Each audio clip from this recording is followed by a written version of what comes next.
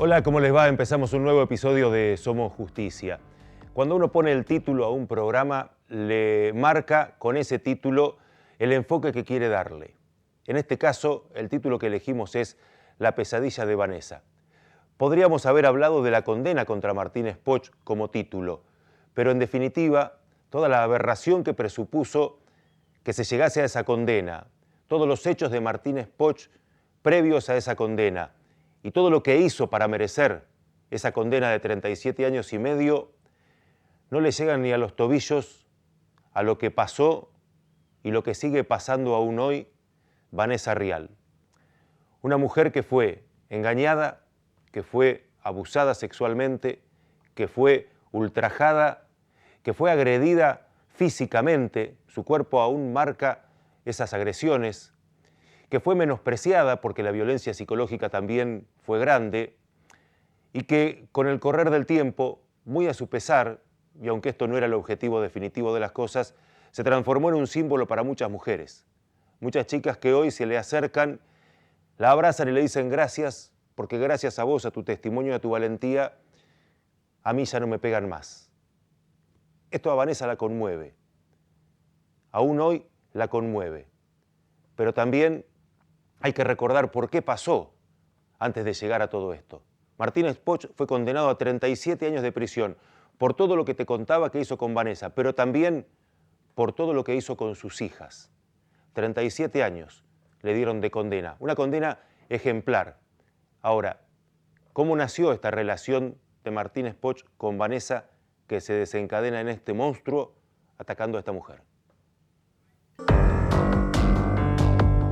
Empezó como una relación normal, fue un viernes, nos vimos otra vez más, no me acuerdo si fue el sábado o el domingo, y después me invitó a cenar a un restaurante, accedí, restaurante que luego con el tiempo todos sabemos que los dueños eran amigos de él y que también lo cubrían, y cuando en un momento de la cena me retiré para ir al baño, me di cuenta que, porque en realidad no me acuerdo ya si pasó tantos años que si me olvidé algo y cuando fui a darme vuelta que me estaba poniendo algo en la bebida. ¿Él te estaba poniendo algo? Claro, algo líquido. Entonces volví, me senté, seguí la conversación, obviamente no tomé nada y le dije que me sentía descompuesta, que me sentía mal y que me quería retirar. Y bueno, y en ese momento todo cambió. Y se me acercó y me puso un arma blanca en el costado, ¿no? Y me dijo, Petiza, me decía, Petiza, de acá no te vas. Y ahí me di cuenta que estaba en graves problemas. Y cuando llegás a su domicilio, llegás a la fuerza, obviamente. Llego a la fuerza y bueno, ahí la puerta no tenía cerradura, por decirlo de alguna manera, sino el agujero, un hueco, y abría como con un pitón, no sé, como un cerrojo, no sé cómo se dice. Y bueno, ahí ya era un monstruo, ¿no? No era la persona que ya había conocido. Cuando decís un monstruo, ¿qué es? Gritos, golpes de la nada. No, hay algunas cosas que yo he intentado sanarme y bloquearlas, pero bueno, ahora que estoy empezando a hacer la nota con vos, realmente es muy doloroso. Yo solo sé el infierno que pasé, casi 2 meses estando en una situación de esclavitud. No queríamos que Vanessa volviese a contar ese infierno, por una cuestión de pudores, pero también por una cuestión de respeto a una mujer que está sanando viejas heridas. Pero hubo un momento en el cual Vanessa, por sus propios medios, pudo contar todo lo que le había pasado. Y fue durante el juicio. Y ahí el testimonio realmente, y presten atención a esto que sigue, fue desgarrador.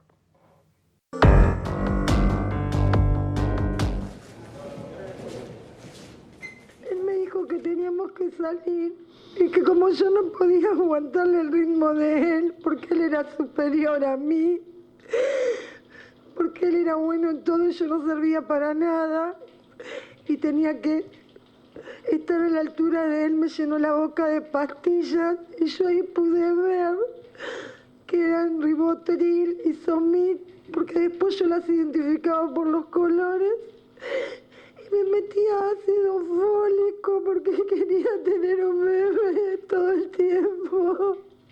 Y esto yo lo recordé con el tiempo, me empezó a manosear adelante de Pablo y a penetrarme. Y Pablo también miraba y lo alentaba. Y de repente, no sé qué pasó, pero no sé si me golpeó o me dormí, no sé qué pasó, qué me hicieron. Y yo me despierto en otro lugar con Martínez sin Pablo, toda arreglada, toda vestida, en otro bar, y él diciéndome que tenía que estar fuerte porque teníamos que ir a otro bar. Y cuando estábamos en ese bar, de la nada se pone agresivo, me agarra de los pelos adelante de la gente, pero nadie se metía. Y me dice que era una puta de mierda porque había tenido sexo con Pablo Rodríguez y que me iba a hacer de todo, que me iba a hacer la vida imposible. Y ahí me agarró de los pelos y me subió arriba de la moto, yo no me podía ni sostener. Llegamos a una calle que no recuerdo y me tiró de la moto al piso, me empezó a pegar patadas y estaba todo como con verdín. Yo me sentía mojada, me pegaba patadas en el pecho, en la panza, en la cara, me tiraba de los pelos y de repente llegó la policía y yo pensé que era mi salvación. Les dije que me estaba pegando, dijeron que vinieron porque los vecinos escuchaban gritos y peleas. Y les dije, por favor, que la abogada, que me ayudaran, que me quería ir, yo me quería ir. Era el tercer día recién que lo conocía. Les expliqué. Martínez estaba re soberbio, les decía que yo era una borracha, que era una falopera. Agarró el celular, habló, no sé, nunca voy a saber con quién. Y cuando habló, le dio el teléfono al personal masculino, era un masculino y un femenino. El masculino me miró y dijo, esto es una pelea de pareja, nos vamos. Y yo me quedé con una cara de espanto terrible y no paraba de llorar y se fueron, me dejaron tirada. Yo pensé que me iba a matar. Y ahí me gritaba y me decía, ves que no vales nada, ves que sos una negra de mierda.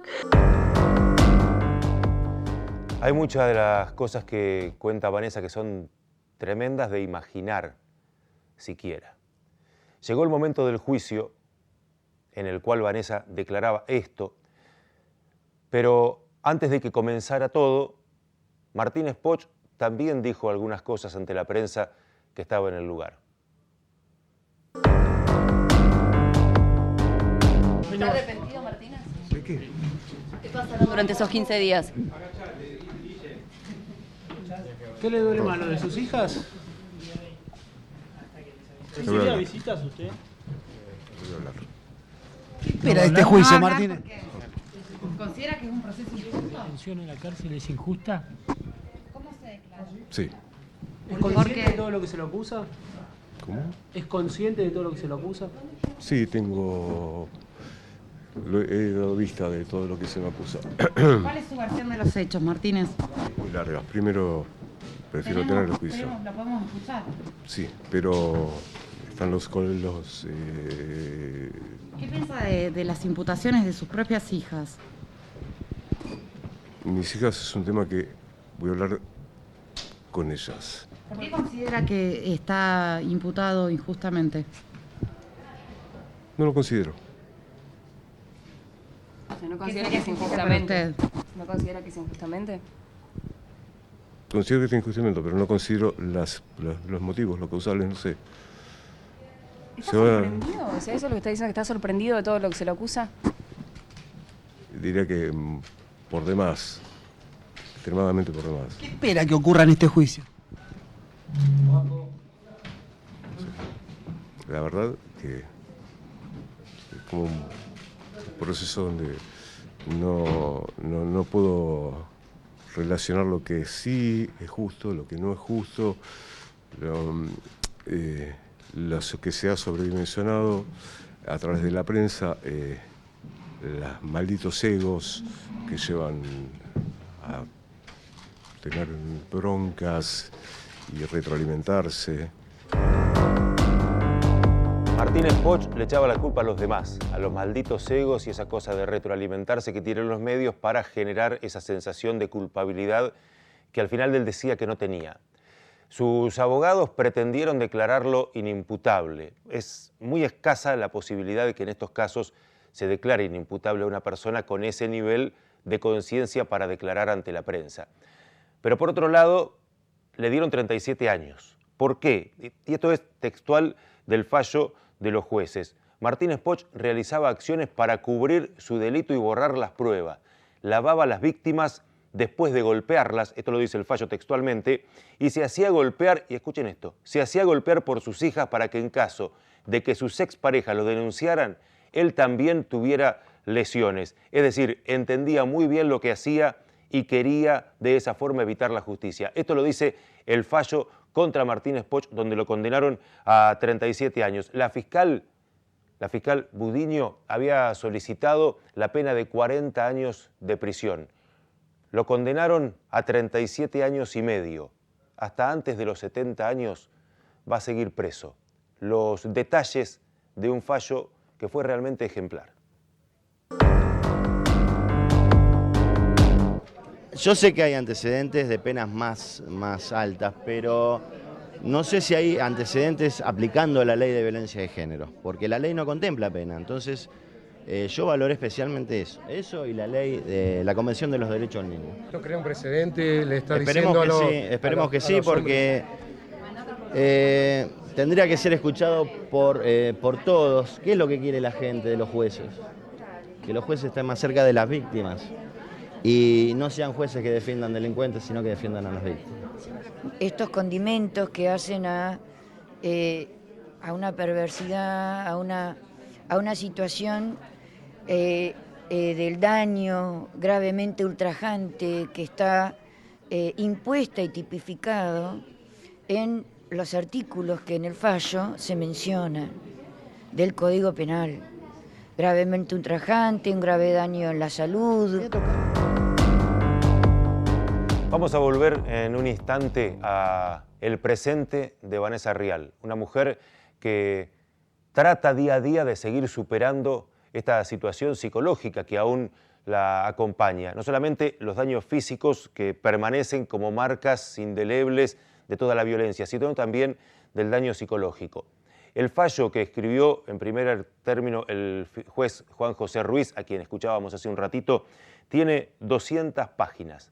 200 páginas en donde se detalla todo lo que ocurrió con Vanessa Rial, pero también lo que ocurrió con sus hijas, a las que, según dice textualmente el fallo, corrompió y abusó desde que tenían 7 y 6 años, se llevan un año de diferencia entre ellas, hasta que tenían 15 y 14 años.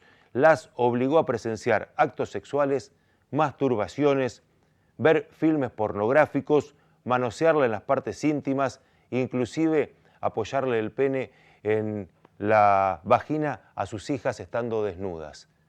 Todo esto formó parte de estas 200 páginas en las cuales los jueces dieron testimonio de por qué condenaban a 37 años y medio a esta persona. Vamos a Vanessa Rial, que fue quien logró escapar de ese infierno. 2 meses estuvo encerrada y siendo víctima de todos estos abusos que se repetían sistemáticamente. En ningún momento hubo en Martínez Poch un rapto de lucidez, un intento de pedir perdón por lo que estaba haciendo, como alguien que se llama la realidad después de tamaña barbarie. Bueno, en ningún momento pasó eso. Vanessa Rial nos sigue contando esta historia. También me tenía sedada, él tomaba grandes cantidades de alcohol y me hacía ingerir a mí. Cuando yo hablo de hacerme ingerir es siempre por la fuerza. ¿Cómo tomabas ese alcohol? A veces me golpeaba tanto que me dejaba inconsciente y me abría la boca y me tiraba grandes cantidades de bebida blanca. Otras veces me inyectaba, después comprobaron que me inyectaba diclofenac y cosas como para que los golpes no me duelan tanto, o como para que se me curen más rápido y sentirme mejor. Y entonces ahí, cuando estaba en un estado inconsciente, te abría la boca de nuevo y te hacía tomar, y era un círculo vicioso. Yo no hubo un día de mi vida que no quise morir. Durante esos casi 2 meses solo me quería morir. Tan horrible las cosas que él hacía o que me hacía, y cuanto más dolor me causaba o cuanto más sangre él veía en mi cuerpo, era cuanto más él disfrutaba. ¿Esa cuanto más sangre se producía por cortes, por los golpes? Golpes de todo tipo, patadas en todo el cuerpo, arrastrarme de los pelos por todos lados, ponerme en una pared y con rifles, que yo sea el blanco, ponerme un papel en la cabeza y sostener, o una manzana. También sabía que mi debilidad, porque lo habíamos hablado esa noche, que yo lo único que le tenía miedo o fobia, por decirlo de alguna manera, eran los balcones. Así que la cama la había llevado al lado del balcón, porque me tenía en un departamento, ¿no?, en un segundo piso. Entonces, de la cama al balcón era un segundo, y todo se desarrollaba en el balcón, donde yo quedaba casi sin aire. Ustedes entienden al punto tal que llegaba la perversidad con la que actuaba este hombre, al punto tal en el que hasta el mínimo detalle, el mínimo conocimiento de cualquier fobia, cualquier miedo, cualquier temor que Vanessa pudiera tener, era utilizado para presionar aún más, pulsar un poco más esa fibra íntima que la deterioraba. Fueron muchas historias en 2 meses las que vivió Vanessa. Esas historias que la llevaron a decir: no había un día en el que no me quisiera morir. Y hubo también todo un correlato familiar que acompañó esta historia, porque fue el papá de Vanessa uno de los principales investigadores de todo este hecho. Fue una de las personas que se puso la mochila al hombro, que la peleó, que estuvo recorriendo lugares, que estuvo buscando testimonios, que estuvo buscando víctimas, que estuvo buscando dónde estaba su hija en esos 2 meses. En un momento se produce un hecho. Vanessa logra escapar con la ayuda de unas vecinas. Se va a un sitio. Martínez Poch localiza dónde está, la trae de vuelta. Era como que la perversidad no podía terminar en ese escape. Él iba a decidir cuándo todo eso terminara. No podía ser que Vanessa tomara ni siquiera una decisión, ni siquiera la decisión de irse. Obviamente. Por eso estaba alcoholizada, estaba tirada en una cama, por eso estaba toda golpeada, por eso estaba casi en el balcón en su cama para que tuviese miedo y no pudiese salir, por eso la puerta tampoco tenía cerradura para que ella se pudiera escapar.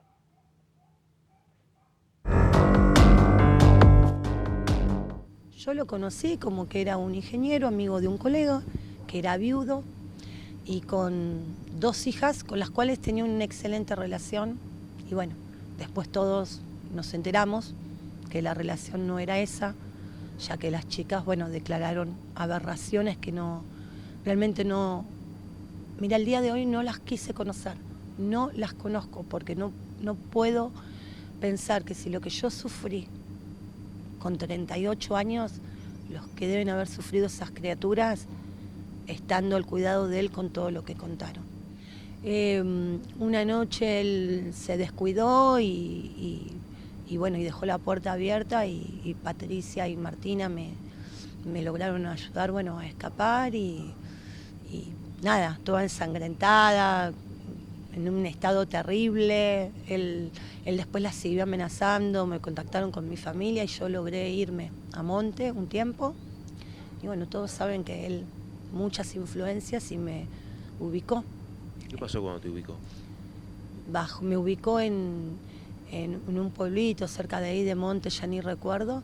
Bajó de uno de sus autos y me puso un arma en la cabeza, había 2 mujeres, empezaron a gritar y me trajo de nuevo para La Plata, para su casa, y bueno, después me rescata la DDI, ustedes saben, después de mucho tiempo y gracias también a todo el labor de investigación que ha hecho mi padre, pobre, que ha hecho también de detective, y que bueno, que la justicia lo ha escuchado, en ese momento la DDI, la Fiscalía obviamente del doctor Marcelo Romero, ¿no?, que ha estado en toda la primera etapa, y luego de Florencia Budiño, la fiscal de ese momento, que bueno, hemos obtenido una pena ejemplar, ¿no?, y el tribunal número 1.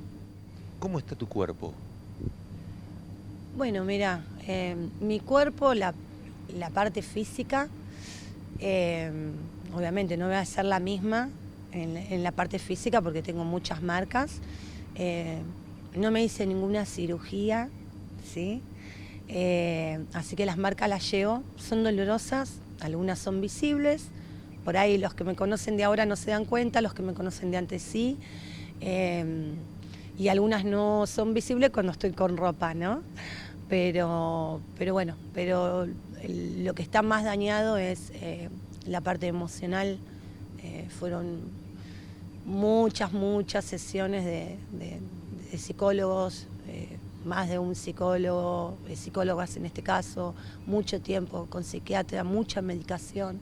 Todos saben que me diagnosticaron estrés postraumático agudo, luego fue estrés postraumático, grave daño en la salud, por eso también se le dieron creo que 8 años o más de pena. Tuve que ir a parar a una clínica neuropsiquiátrica, lo veía, tenía alucinaciones auditivas, visuales, no podía vivir. La verdad fue un infierno el estar con él y el después durante muchos años. Yo he logrado algo que por ahí algunos no entienden, yo he logrado perdonarlo. Y desde el momento que yo logré perdonarlo a Cristian Martínez Poch, he logrado vivir en paz. ¿Qué significa haberlo perdonado? Que yo no lo odio por lo que me hizo, no le guardo rencor. Yo lo tomo como que es una persona que bueno, que está pagando por lo que me hizo, que no va a lastimar nunca más a nadie, porque todos saben que yo no fui la única. Hubo muchas otras mujeres que se animaron a testificar luego de mi testimonio en tele, y sus hijas que pueden vivir en paz. No las conozco, pero su abuela me ha dicho que sus hijas después de esto pueden venir en paz. Y con respecto al tema del daño civil, que todos me lo preguntan, así que me alegro que me hagas esta pregunta, todos me lo preguntan,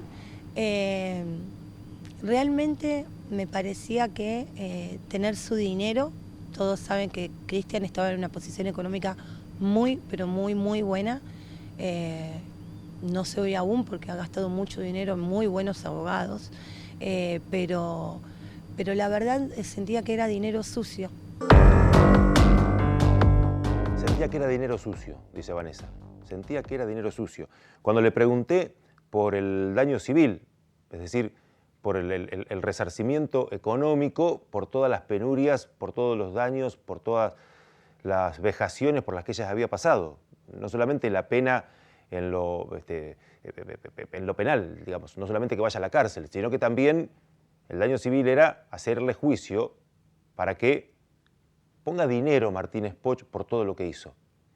Y Vanessa dice que no quiere esa plata, porque es dinero sucio.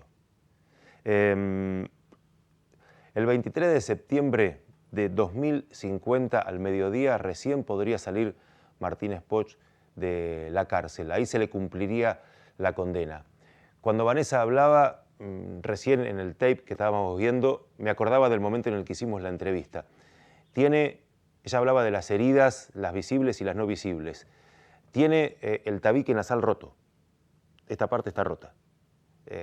No se ha hecho ninguna cirugía, es cierto lo que ella dice. No se quiso arreglar absolutamente nada. Ella carga todavía con todos los golpes y con todas las heridas.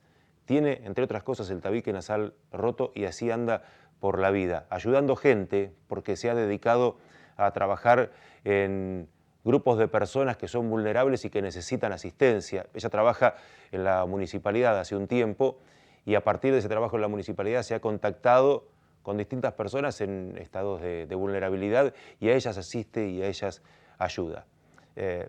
Tuvo que pasar por todas, tuvo que pasar lamentablemente por todas. Puso el cuerpo cuando fue abusada, cuando fue vejada, cuando fue golpeada.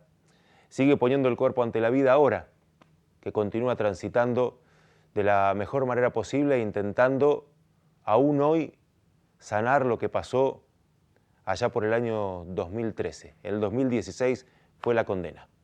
Queríamos contarte esta historia, la pesadilla de Vanessa, que pudo ser otro título, como te decía al principio, pudo ser la condena a Martínez Poch por su agresividad, por su bajeza, por su depravación, por su perversión, por todo eso que este programa fue contando.